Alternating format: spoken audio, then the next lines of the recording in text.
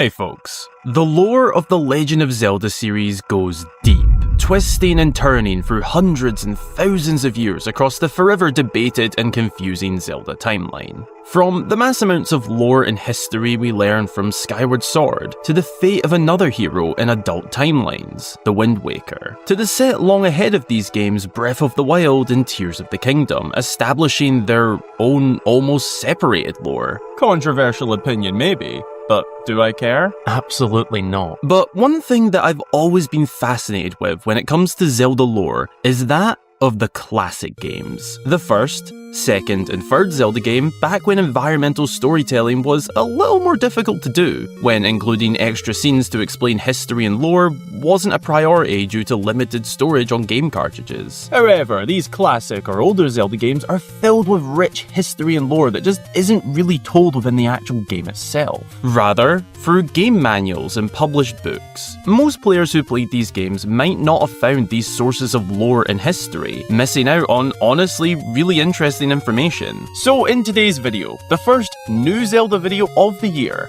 I want to shine light on this untold lore, and look into some of the gaps and questions about the lore of these games. But let me say this now, this is not a full story recap. We are looking specifically at the lore that isn't told within the games themselves. With that said, let's dive back in time to the original Legend of Zelda, and the two games that followed it, and explore their untold lore that you might not know. Be sure to go grab yourself a delicious snack and drink, and send them in on social media for a chance to be featured right here. Subscribe to the channel if you're new for lots more fabulous Zelda content from myself.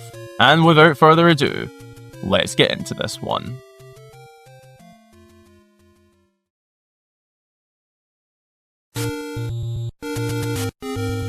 The original Legend of Zelda is quite well known for being a fairly difficult game without the help of a manual or guide. Many games at this time were like this, as storage was limited, so pretty much all of it went towards the gameplay itself. We went from this to this. Think about the amount of story told through cutscenes, dialogue, environmental details and whatnot in all of our modern games. Now, remove that, and how much story and lore would you pick up on? Never mind the fact that games back then were simplistic 2D visually. You simply can't pick up much. But just because it wasn't in the game doesn't mean they don't have lore like the modern Zelda games. In fact, let's begin by looking at the lore of the very first Legend of Zelda. Okay, firstly, it's very important to know, if you don't already, that the first Legend of Zelda game that was released is not the first Zelda game in terms of chronological order. The Zelda timeline places this game towards the bottom of the Downfall timeline split, with Zelda 2 taking place shortly after. The Kingdom of Hyrule was already a well-established location by this point in time, chronologically, you know, in the in-game universe that the games are set in. But due to this game being released in the 80s, the technology wasn't there to share the fine details of the story. We start this game in the middle of Hyrule Field, just outside a cave that, if entered, Link will be given a sword by the Old Man, saying that famous line, "It's dangerous to go alone. Take this." But something you might not know is everything that leads up to this point. In the official game manual, we're told this: a long, long time ago, the world was in an age of chaos. In the midst of that chaos, the little kingdom in the land of Hyrule, a legend had been passed down from generation to generation. The legend of the Triforce, the holy relic that we first saw in Skyward Sword. One day, an evil army attacked the kingdom and successfully stole this sacred power. The attack was led by none other than Ganon. In order to avoid the evil monster taking full control, Princess Zelda split the Triforce of Courage into 8 pieces and scattered them over the land. Following this, she sent her most trusted guard Impa to escape the chaos and seek out a man who is capable of taking on the great evil that they faced, though Ganon heard of this plan.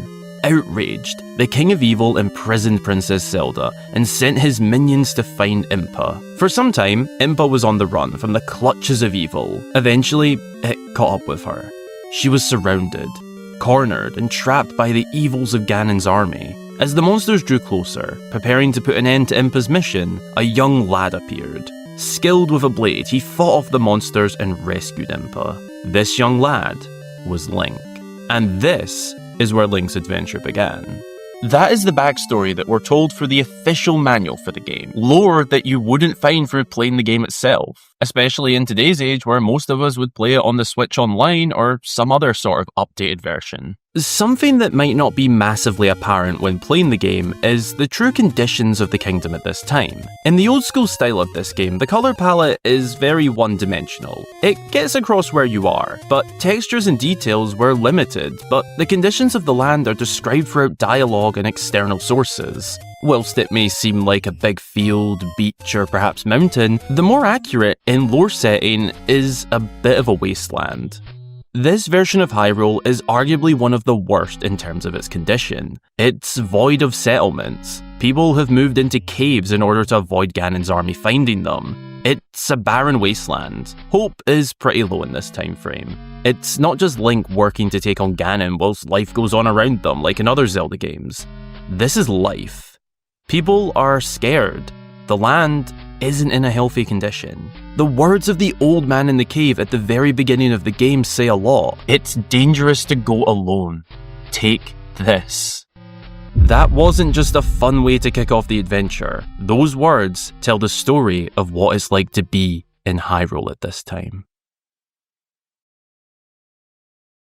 There is more lore to explore in the time frame of the game itself. For example, one of my favourites is the Underworld Labyrinths. Zelda 1 is made up of two maps, the Overworld and the Underworld, the first being a fully open land to explore, the latter being split across 8 labyrinths beneath the surface. These are the dungeons of the game: the Eagle, Moon, Manji, Snake, Lizard, Dragon, Demon and Lion labyrinths. A question I sometimes hear regarding these that isn't answered within the game itself is, why did they exist? Why are they filled with enemies and menacing bosses at the end? Well, the possible answer in terms of the in-game lore is surprisingly simple, I think. The timeline in history before this game explains their existence. There was a reason for these to be built. By this point in time, the reincarnation of a hero time and time again was established. They knew that one day a great evil would return to plague the land, as Demise's curse said at the end of Skyward Sword. The eternal curse to always have evil plaguing Hyrule. The royal family and great historians of the kingdom would know that one day it would be necessary to find a courageous hero, and ideally, put him to the test. Now, I must clarify that this isn't outright said anywhere. This is part of trying to fill in the gaps. But in my opinion, I believe this to make sense. We see a similar concept with the shrines in Breath of the Wild and Tears of the Kingdom. They were built specifically for a future hero, in order to test him and prepare him for the final challenge of Ganon. These underground labyrinths could have been built for the same purpose, or something similar, but in fairness, they could have already been there from a different time and age for a different purpose. But in the games that took place before Zelda 1, we never saw or heard of them. It's an interesting way to look at the potential origins of them. The Untold lore of this game is always going to be interesting to me. These are things you wouldn't find in the context of the actual game itself. A prime example of this is that for the longest time, I didn't know that the Triforce of Courage didn't actually exist yet in the game itself. Not in terms of lore, but there was never a mention of it. This game only mentions Zelda's Triforce of Wisdom and Ganon's of Power. However, the direct sequel to this game does introduce the Triforce of Courage to us. Speaking of which, let's fast forward some years to the second ever Zelda game, Zelda 2: The Adventure of Link.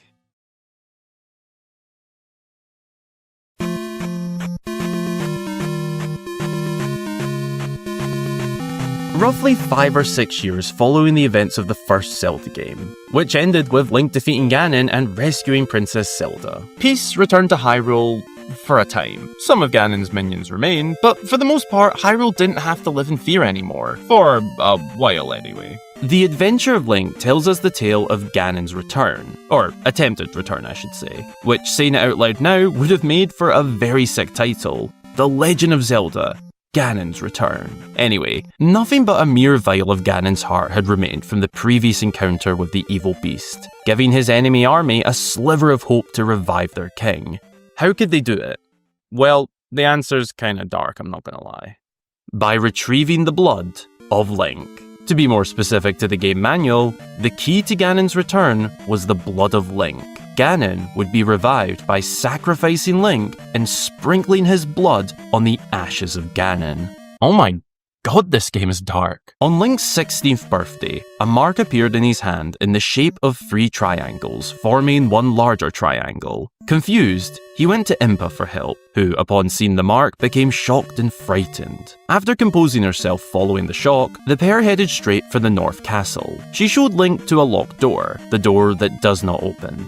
Only descendants of Impa's family who served the king know how to open it. She took Link's hand and pressed the back against the door. And as if Link's hand was a key, the door made a sound, as if a lock came loose and it slowly creaked open, revealing a room with a beautiful woman lying asleep. Here lies Princess Zelda, Impa says. But this is not the Zelda we knew from the last adventure. This is a Princess Zelda who has been here for many ages. In fact, over the course of that first game. In the English version of the game, it's worded as if this could be the same Zelda from the first game. But in the Japanese original version, it's more specified that this is a different Princess Zelda. So, how does that work? Following the death of the king, his son, the Prince of Hyrule, should have become king and inherited everything. However, he could only inherit the Triforce in part. The prince searched endlessly for the rest of the Holy Relic, but to no success. In his time of frustration, a magician who was close to his father the king brought him some interesting information. The magician told the prince that before his father passed away, he had told him that the king has told Princess Zelda, and only her, information on the Triforce. Immediately, the prince questioned Zelda, even threatening her to talk. The prince was losing his head with the thought of how much power he could hold. The magician then had a go at trying to get Zelda to speak, threatening to put her into an eternal sleep if she didn't talk. Zelda said nothing. In a dangerous anger, the magician made an attempt to cast that spell on Zelda, though the prince tried to stop this as he didn't truly believe the magician would make such a move. However, the magician fought off the prince and began chanting a spell that would put Princess Zelda to sleep for what seemed to be forever. Zelda fell on the spot, entering an eternal sleep that she would not wake from. That was the belief. The magician also fell following the casting of the spell, though he didn't go to sleep. That was the end of the magician. This resulted in the prince going through extreme grief and guilt. He brought Zelda to this room to lay here, hoping that someday she would wake up. So this mistaken tragedy of his would never be forgotten, he ordered that every female born into the royal family be named Zelda. At the time this game was released, this was the explanation for why the princess was always called Zelda, which is actually pretty clever, I'm not gonna lie. I like this lore. After telling Link this story, Impa hands him 6 ancient scripts that only he is able to read. These scripts are key to locating the Triforce, which is the key to awakening Zelda. The letters were unknown to him, but somehow he could understand the script. Proof that the crest on his hand be true. You know, if opening the door wasn't already enough. These scripts had been passed down for generations through Impa's family, containing instructions on how to find the Triforce. This sets Link up for his quest to locate the Triforce of Courage, the hidden piece. A spell has even been cast on Hyrule so that when a young man capable of this task is present, a crest will appear in his hand, as only one with strong character and no evil within is capable of this. This sets Link off on his quest to venture through the 6 palaces, and ultimately, wake up Princess Zelda. Something unique about this adventure is that it takes place across 2 continents, including 2 islands, 8 towns split across the east and west of Hyrule, with the town names all being in direct reference to the sages. Zelda 2 is often referred to as the most difficult Zelda game due to how easy it is to be set back after defeat. Whilst that does create a very challenging gameplay experience, it does line up with the lore surprisingly well. This adventure is all based on Link needing to succeed, and not fall to the hands of Ganon's minions. Link's failure would result in Ganon's resurrection. That's why the game over screen is Ganon looking over Link's failure, reading, "Return of Ganon." The only option in order to both wake Zelda up, but also ensure Hyrule has a future, is to succeed in this adventure. Otherwise, Hyrule becomes Ganon's. Thankfully, canonically speaking, Link is successful. He makes it through the 6 palaces, he takes on the final boss, Dark Link, and with the Triforce of Courage obtained, Princess Zelda is able to wake up. This is currently where the downfall timeline split ends, at the end of the events of Zelda 2. However, there is still one more classic Zelda game that I'd like to visit. In order to get there, we must go back up this timeline split to the very beginning, where we'll find the events of The Legend of Zelda: A Link to the Past.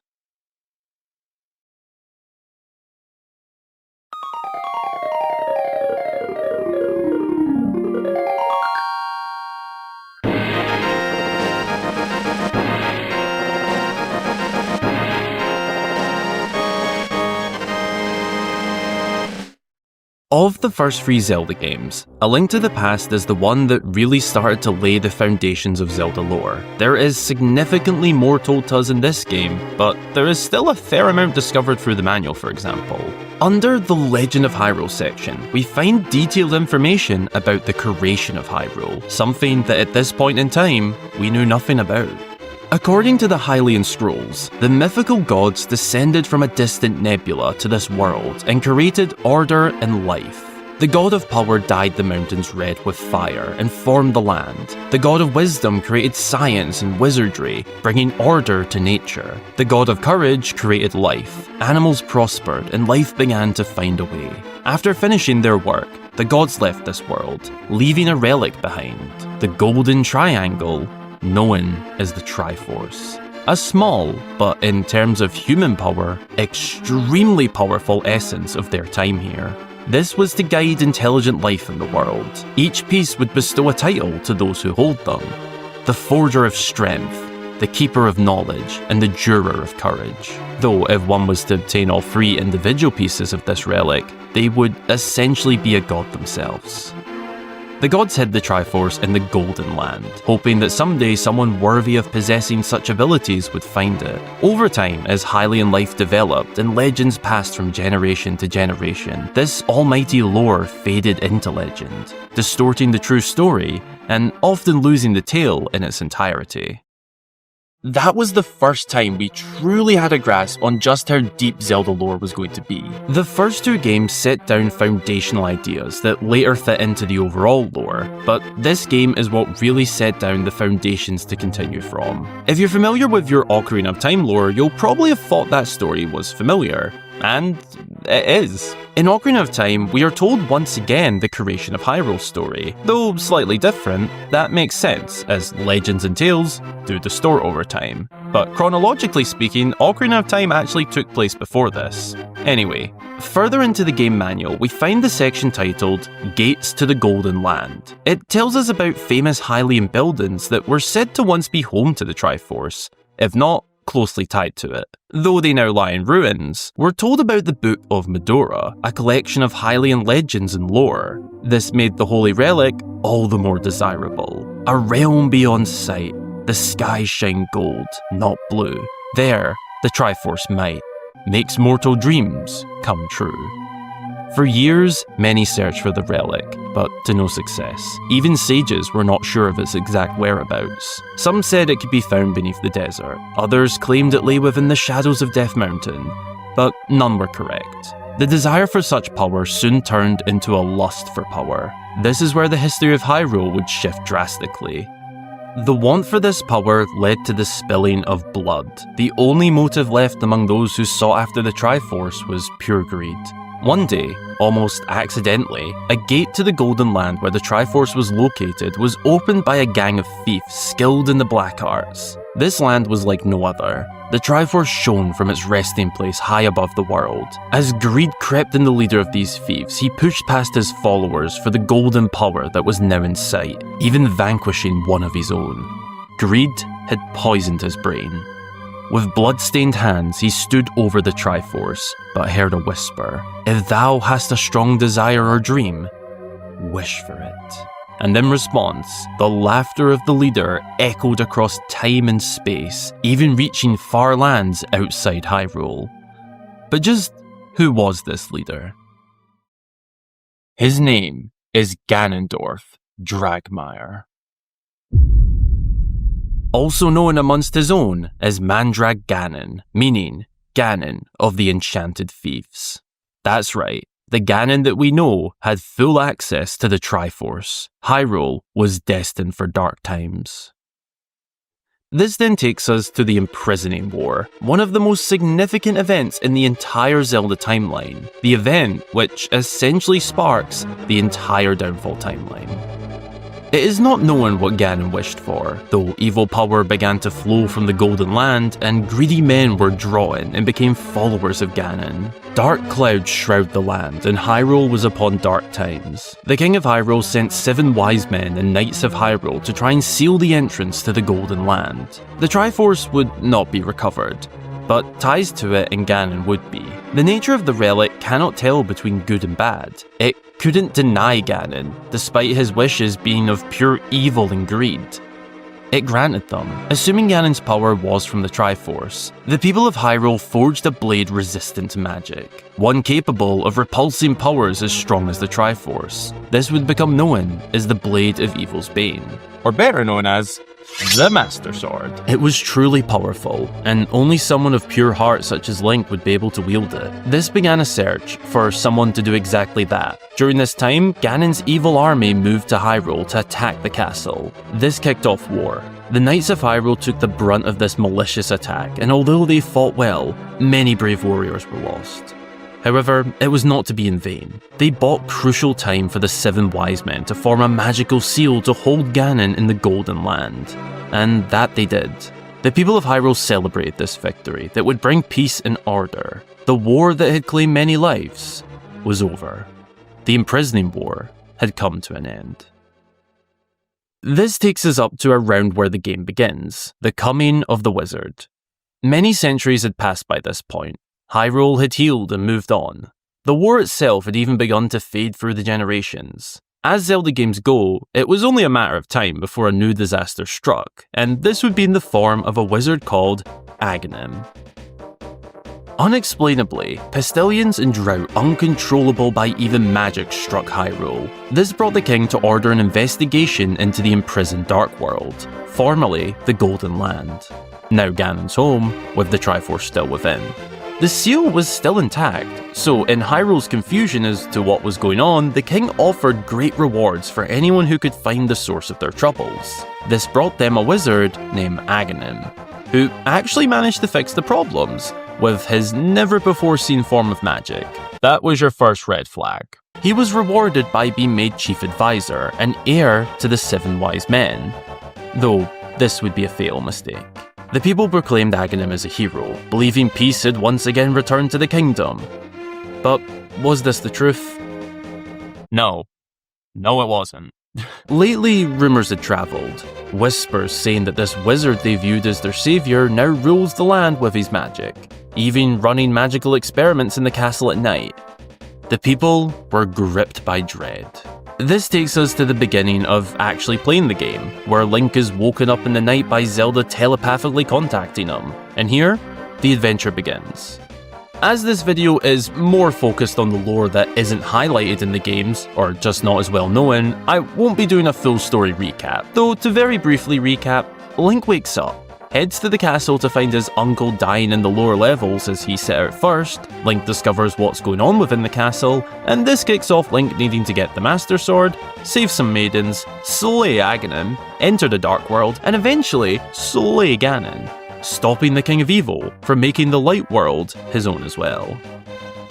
A Link to the Past is one of the most important Zelda games in terms of lore for several reasons. As I already mentioned, it laid down the foundations for future Zelda lore, as well as laid down the foundations for the traditional Zelda formula that would be used for almost 30 years, all the way up to Breath of the Wild, which took a different approach. This game introduced the Master Sword by name, detailed the Golden Land, which would later become known as the Sacred Realm, developed the lore of the Triforce a lot from the first 2 games, all whilst connecting the previous games by acting as a prequel. It even gave us lore on the creation of Hyrule, something we wouldn't really get much more on until Skyward Sword. A Link to the Past is truly one of the greatest Zelda games, and one that I highly recommend playing if you haven't already.